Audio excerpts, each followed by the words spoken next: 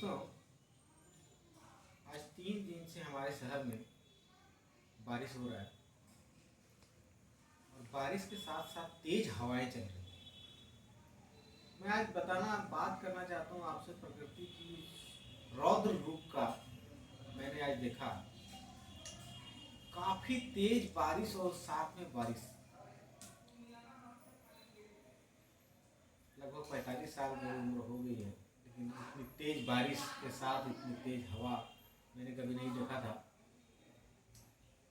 इस प्रकृति को हमें समझना पड़ेगा। आखिर क्यों प्रकृति हमारे साथ इतना क्रूरतम व्यवहार करते जा रही है और ये क्रूरतम व्यवहार लगातार बढ़ते जा रहा है। हमें इस प्रकृति को बचाना होगा। अगर आज हम इस प्रकृति के साथ और भी ज़्यादा क्रूरतापूर्ण व्यवहार करते रहेंगे, हमारे आने वाली पीढ़ियों को और ही ज़्यादा खतरनाक। हमें इस प्रकृति से इतना खिलवाड़ नहीं करना होगा। अगर हम चाहते हैं कि हमारे अगली पीढ़ी को इतना ज़्यादा प्राकृतिक प्रकोप न झेलना पड़े, तो हमें एक आधुनिक साधनों में कटौती करना होगा। जैसे बिजली के उपयोग को हमें कम करना होगा, वाहनों के उपयोग को हमें कम करना होगा। आधुनिक साधनों के जितने भी तरीके के हैं उन सबको हमें कम करना होगा।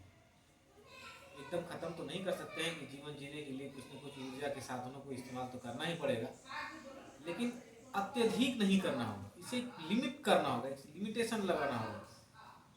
अब ये बेहद ज़रूरी होता जा रहा है। पहले हमें सुनने में आता था कि अमेरिका में काफ़ी बवंडर वाला हवा चल रहा है, लेकिन अब वो स्थिति हमारे यहाँ भी देखने को मिल रहा है।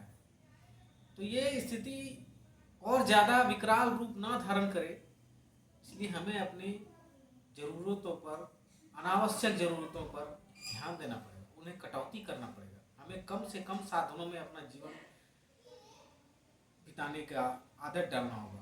हम अपने बच्चों को भी इस बारे में बताना होगा कि हमें कम से कम ऊर्जा की ज़रूरतों को पूरा करते हुए जीवन जीने की कला को सिखाना होगा। यह ना कि हमें अगर 50 मीटर भी जाना है हम बाइक से जाएं या कार से जाएं। इसी तरह के, जैसे कि अपने घर में ही देख लें, कुछ लोग ऐसे होते हैं जो अनावश्यक लाइटें जला रखते हैं। ये ऊर्जा की खपत है। ऊर्जा की खपत मतलब प्रदूषण। कहीं ना कहीं किसी न किसी रूप में उसे प्रदूषण करते हैं, चाहे वो ताप विद्युत के रूप में हो या परमाणु ऊर्जा के रूप में हो। उसके बाद ही हम उस ऊर्जा को बिजली के रूप में इस्तेमाल कर पाते हैं। तो हमें इन सब चीज़ों पर ध्यान देना होगा। हमें अपनी प्रकृति को बचाना होगा। हमें ज़्यादा से ज़्यादा अपने आस पड़ोस में हरियाली को लगाना होगा।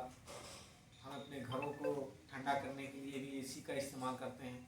उन एसी की जगह पर हम अपने घर को ठंडा रखने के लिए प्राकृतिक चीज़ों का भी इस्तेमाल कर सकते हैं। जैसे अपने घरों को ठंडा कर रखने के लिए लत वाले पौधों को लगा लें अपने छतों के ऊपर, ताकि छतें गर्म ना हो, दीवारें गर्म ना हो।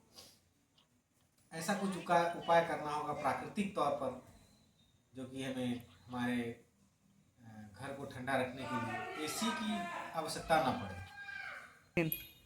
और आपको इन सब चीज़ नहीं समझ में आता है तो आज तो इंटरनेट पर बहुत सारी चीज़ें उपलब्ध हैं। आज खंगालें, अब ये ज़रूरत है। अगर आप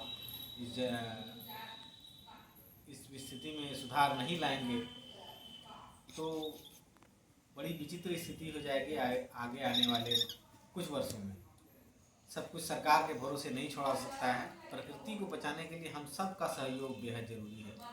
आप सब भी कोई ना कोई ऐसा उपाय निकालें, अपना सहयोग दें प्रकृति को, ताकि प्रकृति अपना रौद्र रूप न धारण करे और हमारा पर्यावरण रहने के अनुकूल रहे।